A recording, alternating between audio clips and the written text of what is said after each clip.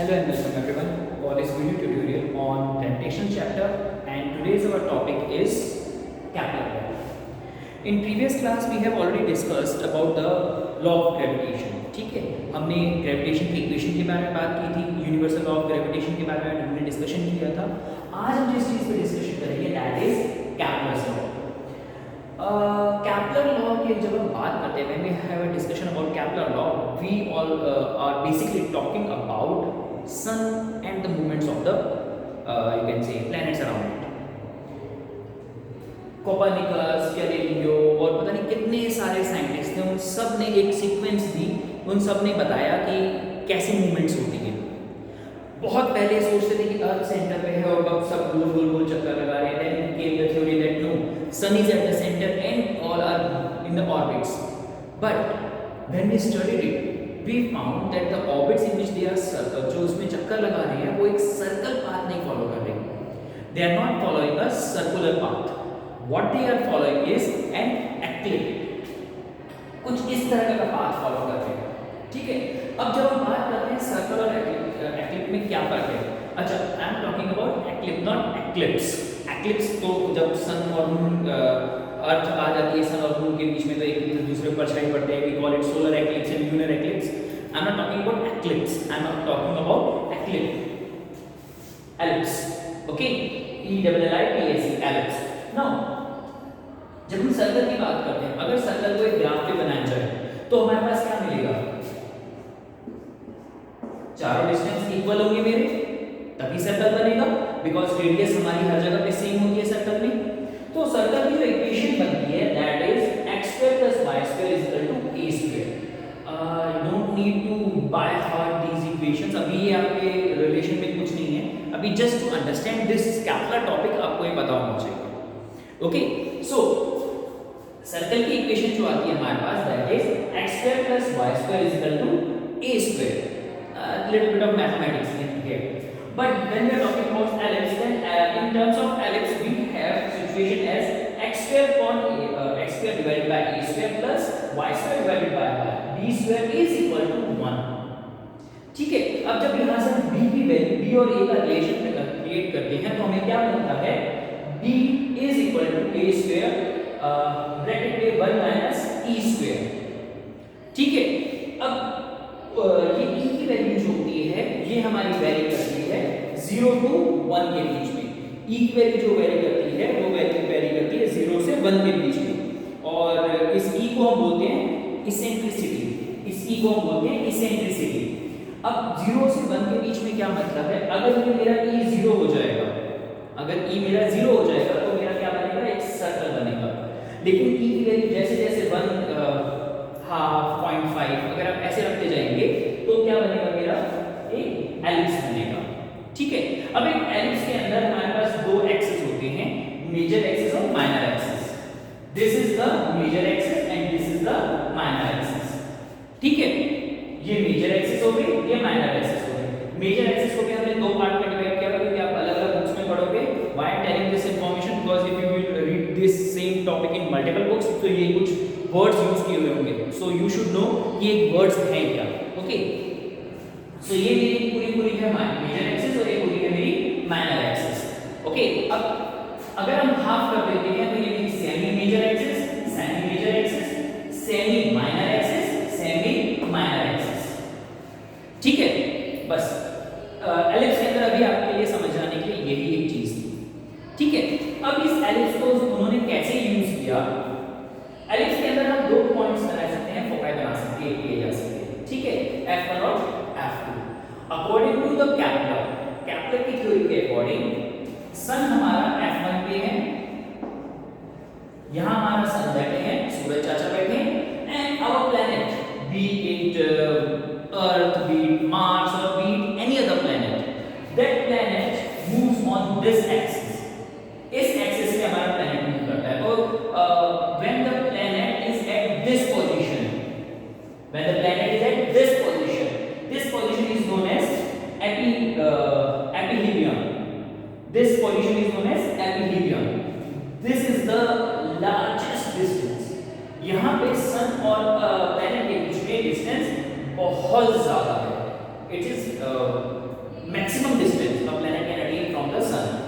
और जब हम बात करते हैं इस पोजीशन की, when a planet is at this position, this is known as perihelion.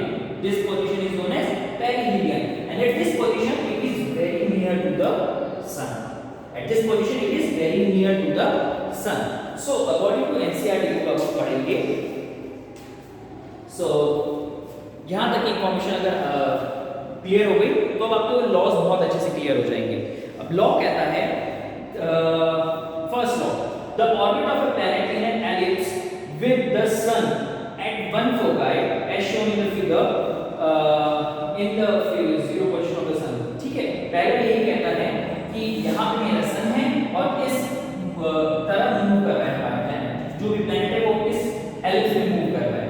ठीक है, second thing, the line joining the planet and the sun sweeps equal area and equal interval of time, thus if the time travel from a अच्छा, अब ये बताने के लिए एक छोटा सा मुझे डायग्राम बनाना पड़ेगा। सपोज मेरा प्लैनेट जब यहाँ पर है, ठीक है, जब मेरा प्लैनेट ने यहाँ से यहाँ तक मूव किया, अभी मैं बीच की सारी लाइंस को रब कर देता हूँ so that it would be quite easy for you to understand.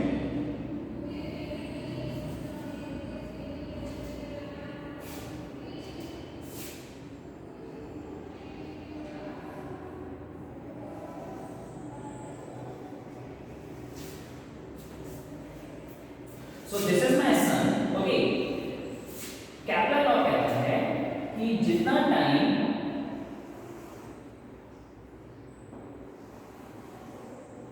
यहां से यहां पहुंचने में लगा, ठीक है, और सिमिलरली यहां पर थोड़ा छोटा बना,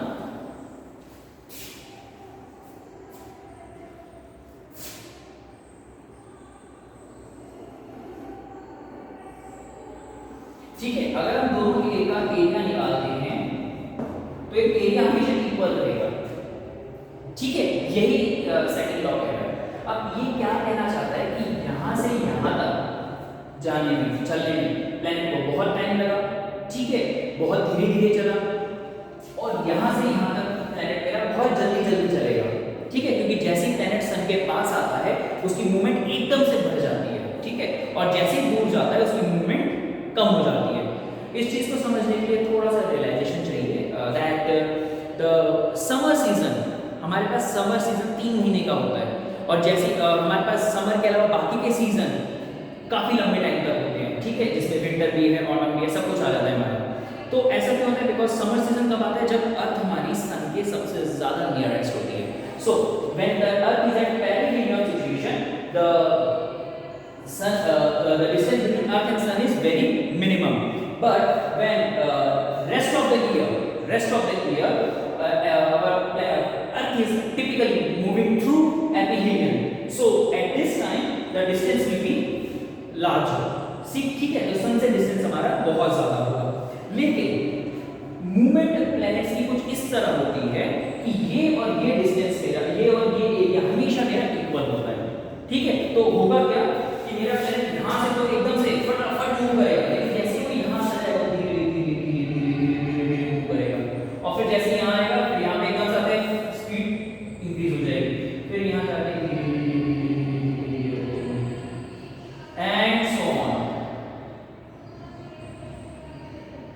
Okay, this is the thing which is defined in second law. The line joining the planets and the sun sweep equal area and equal interval of time. Thus, if the time of travel from A to B is the same as that of C to D, the areas OAB and OCD are equal. जैसे हमने यहाँ पर बना दिया AB और CD D, और यहाँ पे हमने पोजीशन ले लिया O. So यहाँ से यहाँ तक और यहाँ से यहाँ तक अगर टाइम चलने में मेरा सेम लगा है तो मेरा एरिया भी इक्वल होगा, ये सेकंड लॉ था। अब आती है थर्ड लॉ। थर्ड लॉ सबसे इंपॉर्टेंट लॉ है इसका। The cube of the mean distance of a planet from sun,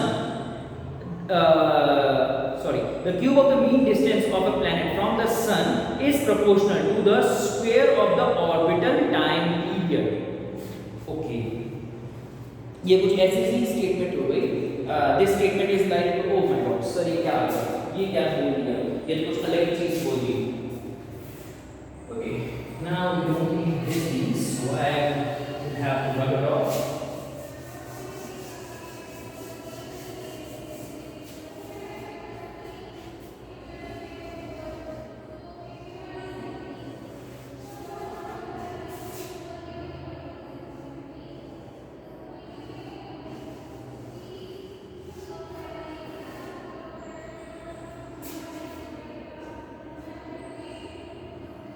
Okay, what they are basically talking about is, जब हम बात कर रहे हैं the cube of the mean distance of a planet from sun, ठीक है।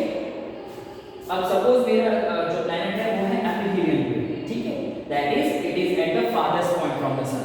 तो ये जो distance है, इसे हमने ले लिया r, ठीक है। अब ये distance r जो है, this distance r cube, ठीक है,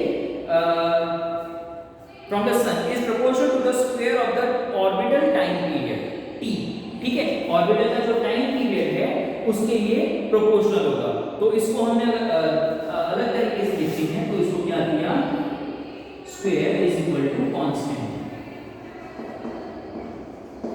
और सिंपली अगर जो लॉ कहता है उसके थ्रू लिखेंगे तो ये क्या कहता है, r cube is proportional to t square, ठीक है। तो t को हमने इधर से ये साइड में लिया, बिकॉज प्रोपोर्शनलिटी है तो प्रोपोर्शनलिटी को इक्वेशन सॉल्व नहीं कर सकते, सो हमने वहां पे वैल्यू क्या पुट कर दी, कांस्टेंट की।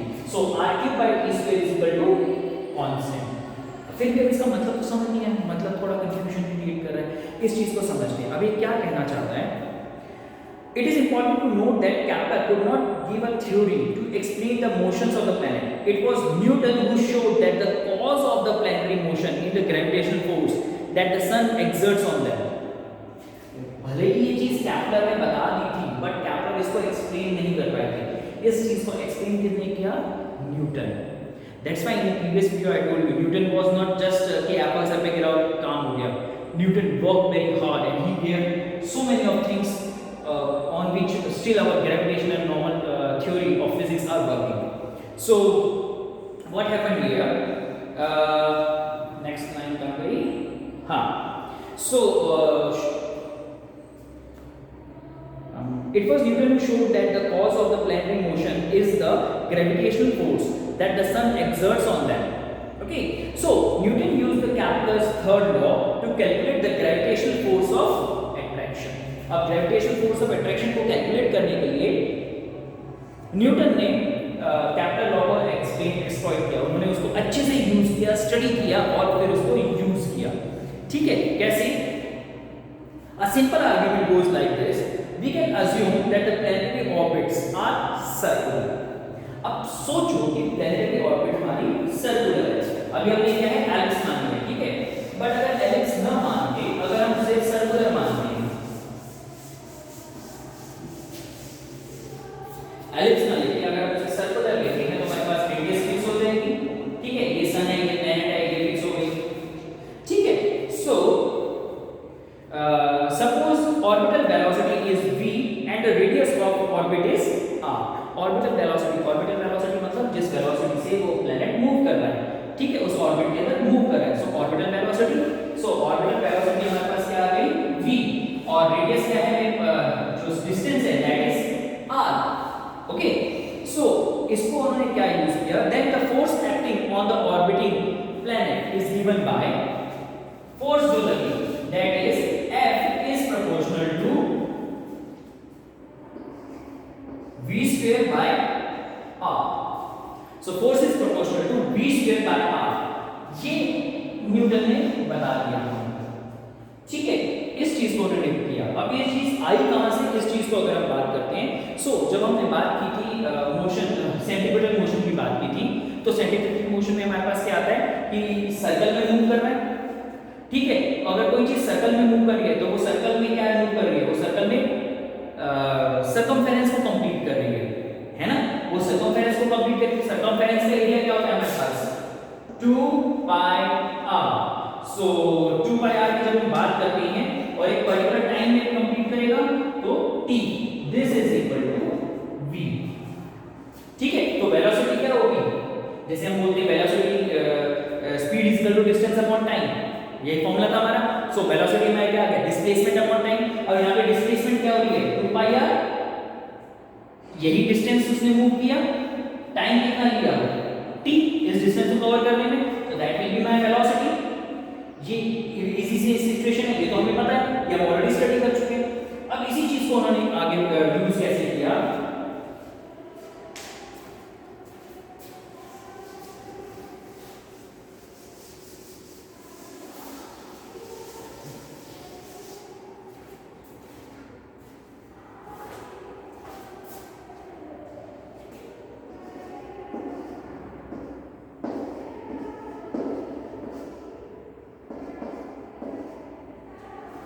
अब यहाँ पर हमने क्या किया, ये हमने प्रोपोर्शनलिटी का साइन कैसे लगा दिया, बुक में आपके पास लिखा हुआ है लास्ट 4 लाइन में कि यहाँ पर उन्होंने प्रोपोर्शनलिटी का साइन लगा दिया और उन्होंने इन दोनों चीजों को यहाँ से गायब कर दिया।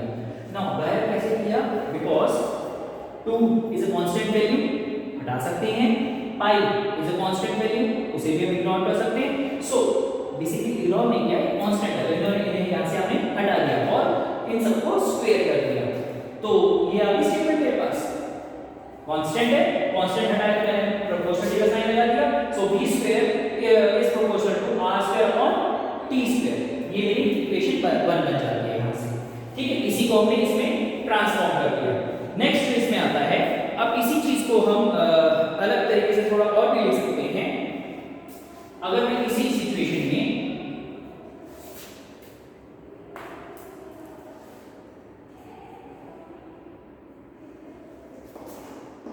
v स्क्वायर, ठीक है, 1 बाय r स्क्वायर, ठीक, into r cube by t square, हम ऐसे भी लिख सकते हैं, सॉरी 1 बाय r, हाँ 1 बाय, हमने क्या किया, r से मल्टीप्लाई और डिवाइड कर दिया।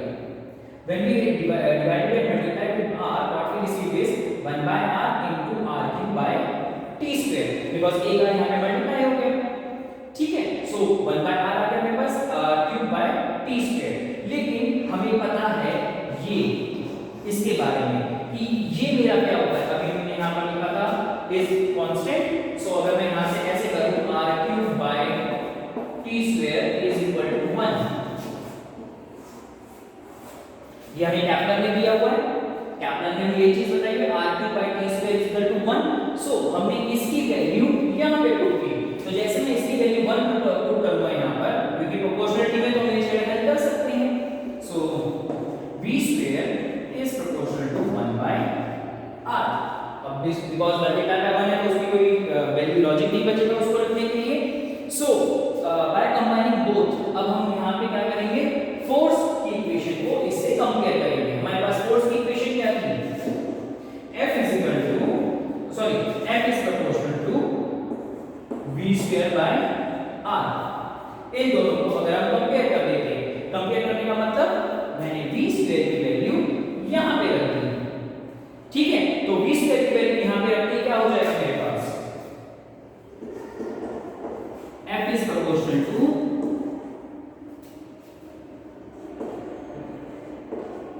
1 by r square, क्योंकि v स्क्वायर की 1 by r है, ये वैल्यू यहाँ जाएगी, ऊपर 1 रहेगा, नीचे में r मल्टीप्लाई हो जाएगा, सो r स्क्वायर। यहाँ से मेरा याद करो जब हमने उसमें डिस्टेंस के बारे में डिस्कशन किया था कि इस फॉर्मूले में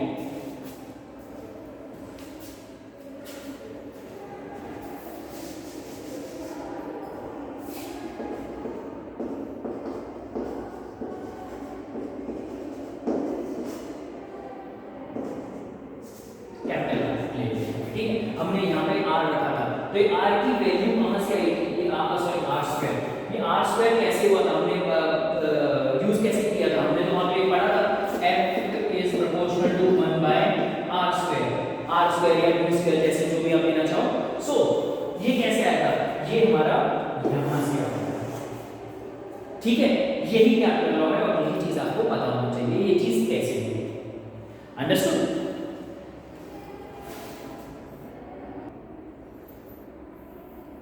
ओके, कंटिन्यूइंग इस चैप्टर को आगे continue gravitation law of constant, तो उसके अंदर हमारे पास क्या आता है, हमारे पास वैल्यू आती है यूनिवर्सल ग्रेविटेशन लॉ की, that is 6.673 × 10⁻⁷ newton metre square kilogram inverse square. अब ये वैल्यू कैसे निकाली गई, ये वैल्यू निकाली गई जो हमारे पास फॉर्मूला था F = gm × m/d² और r², it is the distance between two objects. Okay, so ये कैसे निकाला गया, इसको हमने जब यहाँ पे चेंज किया g = f d² m × m, इसको जस्ट रीअरेंज किया, यहाँ पर हमने वैल्यूज पुट कर दी हर चीज की, ठीक है। जैसे हमने वैल्यूज पुट की हमारे पास ये एक वैल्यू आ गई। अब इस वैल्यू की इंपॉर्टेंस क्या है, ये क्यों इतनी इंपॉर्टेंस होती है, its importance is provided on page number 134, that is the universal law of gravitation successfully explains several phenomena which were believed to be unaccounted. So the force that binds us to the earth, जो force हमें अर्थ से bind करती है, अभी मेरे पास ये चौका एक पीस था, ये चौका पीस मेरे हाथ से गिरा तो ये अर्थ की तरफ ही गया, ऊपर नहीं गया, क्यों नहीं गया, क्योंकि ये फोर्स काम कर रही है, ठीक है। दूसरा, the motion of moon and the earth, earth और मून आपस में अर्थ मूव कर रही है और साथ साथ मून अर्थ के अराउंड मूव कर रहा है, ये भी क्यों हो रहा है, because of this. Next is the motion of planets around the sun, similarly जो प्लैनेट्स है बाकी सारे अर्थ और मार्स और मरकरी व्हाटएवर, वो सन के आसपास क्यों मूव कर रहे हैं, because of this. Also the tides due to the moon and the sun, जो tides वगैरह आते हैं जब मून जब अर्थ के सबसे पास आ जाता है तो उस टाइम पे समुद्र में टाइड्स आते हैं, जिसे हिंदी में बोलते हैं ज्वार भाटा। ओके, जब ये टाइड हाई होता है तो पानी बहुत ऊपर तक उठ जाता है, और जैसे ही मून चला जाएगा, मून दूर हो जाएगा, वो टाइड नीचे आएगा, पानी नीचे उतर आएगा, ठीक है। तो ये पानी ऊपर नीचे क्यों हुआ, because it was getting affected by the gravity of the other object which was other object, in our terms it is moon, moon की ग्रेविटी वजह से वो अट्रैक्ट और नीचे हो रहा था, ठीक है। सो ये आती है इंपॉर्टेंस इसकी। अब इसी के साथ जुड़ा हुआ हमारा नेक्स्ट टॉपिक आता है, दैट इज फ्री फॉल। अब फ्री फॉल क्या कहता है, मैंने कोई भी पत्थर लिया, कोई भी ऑब्जेक्ट लिया, टेकिंग द सेम जॉब, मैंने इसे ऊपर उछाला तो नीचे आएगा ये, बट अब हुआ क्या इसमें, जब मैंने इसे ऊपर उछाल दिया तो एक पॉइंट आएगा जब गिरना, जब ऊपर जाना रुक जाएगा, जब इसके अंदर वो एनर्जी खत्म हो जाएगी जो मैंने इसमें दी थी, ठीक है। Now once the energy of the force which was provided by me ended here, now it will start falling, अभी नीचे गिरना शुरू होगा। जब ये नीचे गिरेगा,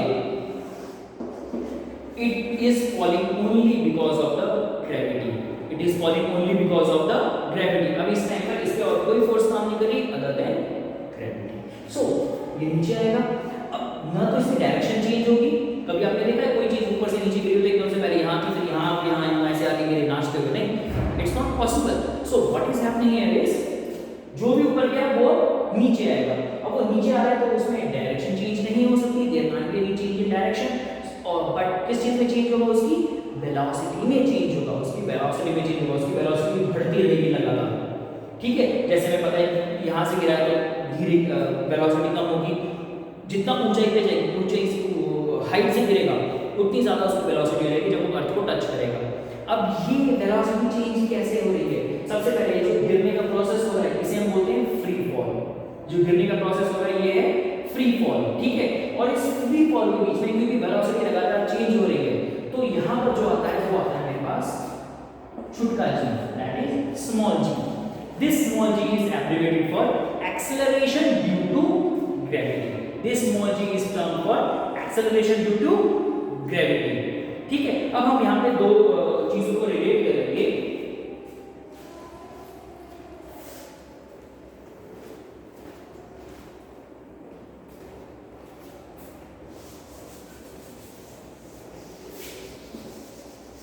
ठीक है, अब ये है मेरा g acceleration due to gravity। अब जब हम बात करें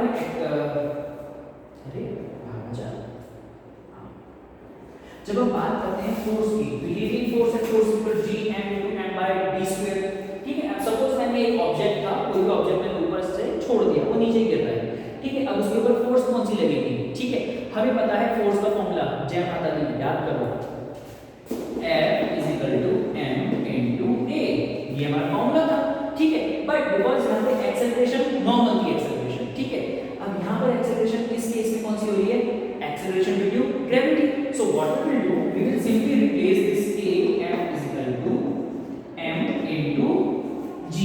हम इससे रिप्लेस कर देंगे। अब ये रिप्लेसमेंट तो कर दी, लेकिन इन दोनों को इक्वेट भी किया जाएगा बिकॉज फोर्स तो दोनों साइड पे इक्वल रहेगी, ठीक है, फोर्स दोनों जगह सेम जानी चाहिए। तो हमारे पास क्या आया, m into g is equal to g m m by d square। अच्छा, अब d square r square क्या लिखा जाएगा, क्यों दोनों चीजें एप्लीकेबल है, dv और rv। अब सपोज मैंने जो ऑब्जेक्ट गिराया 1 किलोमीटर ऊपर से नीचे गिर रहा है, ठीक है, अब जो 1 किलोमीटर का डिस्टेंस है वो हम कहां से लेते हैं, अर्थ के सेंटर से, ठीक है, अर्थ के सेंटर से, अर्थ के सेंटर से। अर्थ के सेंटर से अगर हम काउंट करेंगे तो क्या आएगा, रेडियस। हम सेंटर से क्या काउंट करते हैं, रेडियस। तो डिस्टेंस मेरा किसमें चेंज हो जाएगा, यहाँ पर रेडियस में। So distance will get change into the term of radius. So यहाँ पर क्या आएगा मेरा, r स्क्वायर, ठीक है। अब दोनों जगह पे सेम है, मास तो चेंज होने से आप suppose that 1 kilogram, if I allow 1 kilogram of material to fall, so mass is same on both sides, so it will get eliminated। अब मेरे पास क्या बचा, g is equal to g m by r square। This is the formula for to find acceleration due to gravity, जिसको जब हमने calculate किया है तो हमारे पास वैल्यू आई समवेयर 9.8, ठीक है। तो हमारे पास उसकी वैल्यू क्या है, समवेयर नियर अबाउट 9.8, ठीक। सो ये चीज होती है। अब इसी चीज को समझो, बीबीसी के ऊपर जाके आप एक एक्सपेरिमेंट देख सकते हैं, ऑनलाइन यूट्यूब पे जाइए, एक एक्सपेरिमेंटल वीडियो अवेलेबल है जिसमें बीबीसी, एक जैसे हमारे पास आज तक, एनडीटीवी वगैरह वगैरह न्यूज चैनल है, वैसे बहुत बड़ा न्यूज ब्रॉडकास्ट चैनल है BBC. What they have done is, उन्होंने एक एक्सपेरिमेंट किया। अब ये देखो, ये न्यूटन ने बहुत टाइम पहले बता दिया था कैसे होगा, लेकिन हमें अभी तक नहीं पता था क्या चीज है वो। अगर मैंने एक लोहे की बॉल और एक मोर का पंख, इन दोनों को छोड़ दिया, तो नॉर्मल सिचुएशन में क्या होगा, वो बॉल पहले आ जाएगी, पंख बाद में नाचते नाचते हुए आएगा। But according to Newton, they both should touch the surface at the same time because both are under acceleration due to gravity. दोनों के ऊपर एक जीस बराबर काम कर रहा है, ठीक है। अब बट यहाँ पे तो ऐसा नहीं हुआ, यहाँ ऐसा क्यों नहीं हुआ, बिकॉज वो उस बॉल के ऊपर और उस पंख में सरफेस एरिया किसका ज्यादा है, पंख का। तो पंख का सरफेस एरिया ज्यादा होने की वजह से हवा की जो रेजिस्टेंस है, drag by the air will be much higher. So the drag will remove the speed of the falling object. But in terms of ball उसके ऊपर ड्रैग नहीं लगा, वो सीधी सीधी नीचे आ गई, ठीक है। तो उन्होंने क्या किया, नासा के पास एक बहुत बड़ा चैम्बर है, दे हैव ह्यूज चैम्बर, जिसके अंदर से वो सारी एयर को सक आउट कर सकते हैं। They can create vacuum inside that chamber. So what they did is, after creating vacuum they allow to ball and feather to fall at the same time. So जैसे वो गिरते हैं, they both touch the surface at the same time. अब ऐसा क्यों हुआ, इसको mathematically भी समझ सकते हैं यहाँ पर। अब देखो, मास जो था मेरा, ठीक है, सपोज मेरा फेदर का मास है 10 ग्राम, 10 ग्राम यहाँ भी था, 10 ग्राम यहाँ भी था, दोनों साइड से कट गया, बचा क्या, g वैल्यू है, g वैल्यू है, m is the mass of the earth, m is the mass of the अर्थ का मास चेंज नहीं होने वाला, r रेडियस भी चेंज नहीं होने वाली, ठीक है। सो हमारे पास फॉर्मूले में क्या आ रहा है, g m by r square. चाहे मेरा ऑब्जेक्ट कोई भी क्यों ना हो, चाहे कोई भी चीज क्यों ना गिर रही हो, उसको अगर हम कंपेयर करें तो वो चीज हमारी अपने आप एलिमिनेट हो जाती है जब हम दोनों फोर्स को कंपेयर करते हैं। So we only receive this value. So this 9.8 is applicable on every falling object. Every falling object in 9.8 applicable होगा।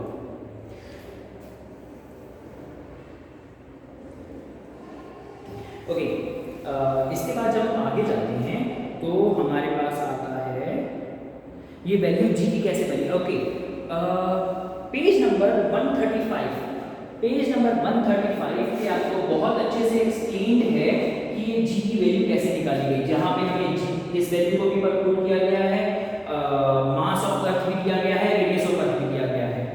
You have to study this part. एक बहुत छोटा सा टॉपिक है, ठीक है, जहां से 9.8 की वैल्यू यूज हुई है, ठीक है, आपको ये स्टडी करना है, ठीक है। उसके बाद आता है motion of object under influence of gravitation force of earth. अच्छा, अब जो हमारा नेक्स्ट टॉपिक है इसके अंदर एक बहुत छोटी सी चीज है जो आपको समझनी है, ठीक है। न्यूटन का थर्ड लॉ क्या था न्यूटन का, कि एवरी ऑब्जेक्ट इज, जब हम कोई ऑब्जेक्ट फेंक रहे हैं तो वो ऑब्जेक्ट टकरा के वापस हमारे पास भी आएगा, ठीक है, इक्वल एंड अपोजिट रिएक्शन, ठीक। तो वो चीज हमारी यहाँ पर भी एप्लीकेबल होती है ग्रेविटेशन के अंदर। कैसे? ये सुन के देखो, अर्थ एक गिरते हुए पत्थर को अपनी तरफ अट्रैक्ट कर रही है। Earth is attracting a stone which is falling on its surface, ये तो सबको समझ में आता है। बट अगर मैं बोलूं that stone is also attracting earth, that stone which is falling is also attracting earth towards it, यही हमारा ये लॉ कहता है, यही चीज कहती है कि दोनों ऑब्जेक्ट एक दूसरे को अट्रैक्ट करेंगे, ठीक है। अब यहाँ पर अट्रैक्शन हुआ लेकिन हमें दिखाई नहीं दिया, क्यों?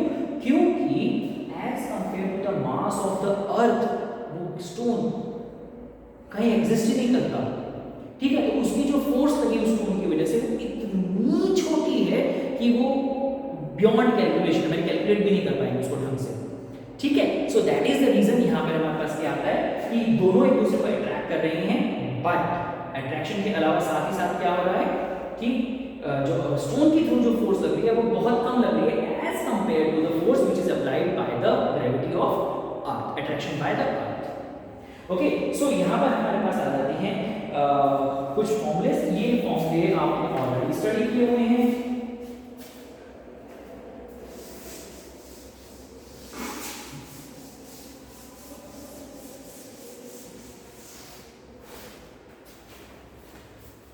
ये फॉर्मूला तो हमने ऑलरेडी स्टडी किए हुए हैं, that is v is equal to u plus at, s is equal to ut plus half at square and v square is equal to u square plus 2as, ठीक है। अब इन्हीं formulas के अंदर कुछ छोटी सी करेक्शन हो जाती है।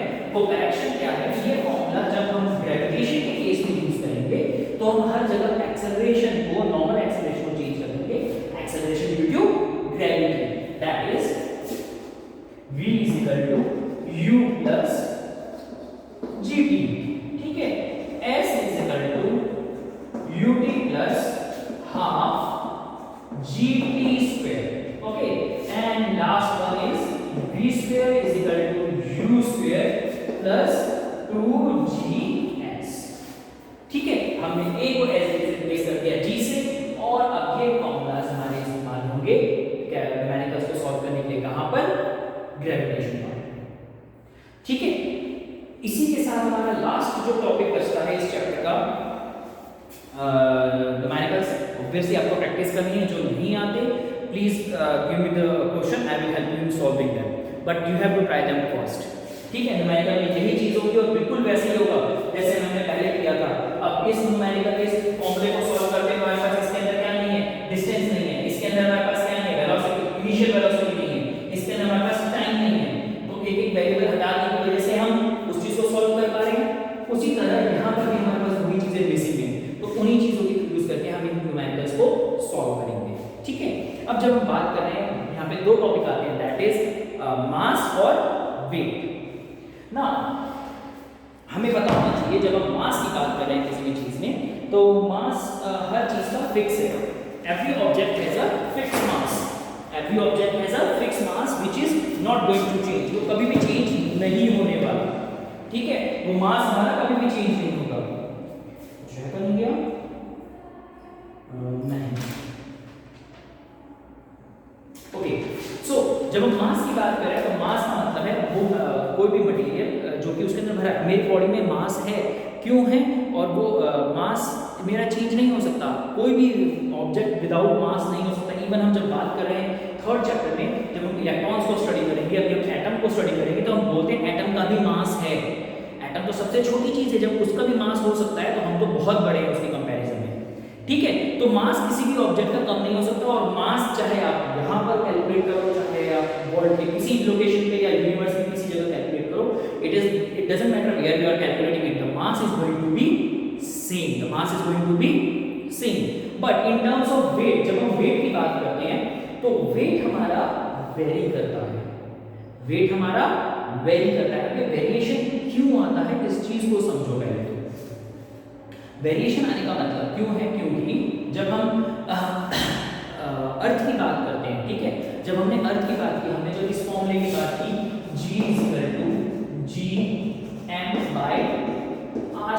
तो क्या अर्थ की रेडियस हर जगह पे सेम है? नहीं, earth is not a circle, earth एक प्रॉपर स्फीयर नहीं है, ठीक है, earth is a type of egg like shape. So उसमें कहीं पर रेडियस ज्यादा है, कहीं पर रेडियस कम है, तो जहां पे रेडियस मेरी ज्यादा होगी या जहां पे मेरी रेडियस कम होगी तो उसके अकॉर्डिंग मेरी ये वेरी करेगी। याद करो, अगर मैं 1/10 लिखता हूं और 1/100 लिखता हूं तो दोनों केस में मेरी ये वैल्यू चेंज हो जाती है ना, ठीक है। इन द सिमिलर वे मेरी यहाँ पे वैल्यूज चेंज होगी और जो फर्क पड़ेगा वही हमारा वेट को कैलकुलेट करने में आता है, ठीक है।